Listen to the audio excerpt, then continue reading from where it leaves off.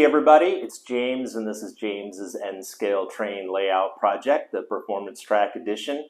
Thanks for showing up. This is part 2 of Plaster Blaster. I had to remember what I call these things. And well, plastering always takes at least 2 episodes to get done because of the amount of time it takes for plaster to dry. So after I released my last episode, Plaster Blaster 1, I had some feedback, and most of it was really positive, and thank you for that. And some of it was not necessarily negative, but people made it clear that I was doing things in building my layout that they just wouldn't do. And I understand that when I publish my videos, that I'm opening myself up to opinions and comments, and I welcome that. So thank you very much. But I am doing things a little bit differently than maybe they're done traditionally, and I got to really stress to you, I'm just a beginner and I am just trying things out. Whether or not they work is just sort of my thing to figure out. So I just want to make a couple of things real clear. One is you got to always take safety into account when you're looking at my kind of stuff and you think there's something dangerous going on. Don't do it because I don't want to take any responsibility for that. I did get one really good comment on my last episode that you know, some of the foam cutting when you're not using foam from Woodland Scenics, and I was using the Foamular. You got to really be careful with foam cutting that you do it in a very well ventilated area. I'm doing it in my garage. I have a giant garage door open, so I felt really safe.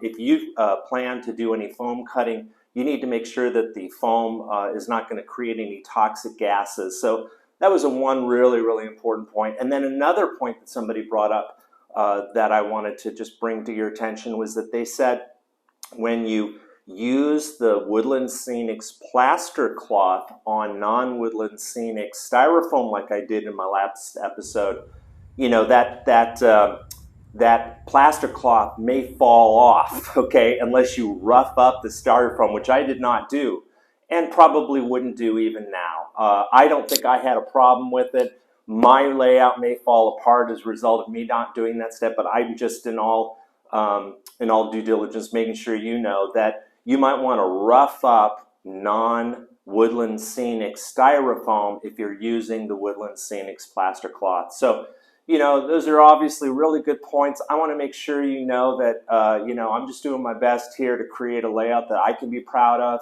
I'm taking different turns than maybe others would. I've got something very specific in mind in what I'm doing, and it may not necessarily be what you'd have on your, what you do on your layout, but I'm just showing you what I'm doing. Okay, so let's go ahead and just finish up this Plaster Blaster. I want to show you where I'm at with the layout and where we're going to go to get this thing ready for painting. Thanks.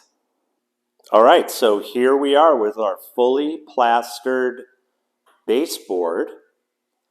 It took 20 boxes of the Woodland Scenics plaster cloth sheets to cover this baseboard. And I'll tell you, I could keep putting layer upon layer of that plaster cloth forever. And I just stopped at 20 because I felt like that was enough, okay? So I was able to get another few layers across the entire thing. You'll see that even a few days after my last session, there is still wetness. And I mean, it's really hot in my part of the country right now. And this thing is still wet. It just drank up water and ate up plaster cloth like a creature. But I think it turned out pretty well. I'm going to go ahead and sand it, and then I'm going to put one more layer of the flex paste on the bottom here just to keep it super level, and then it's going to be finished.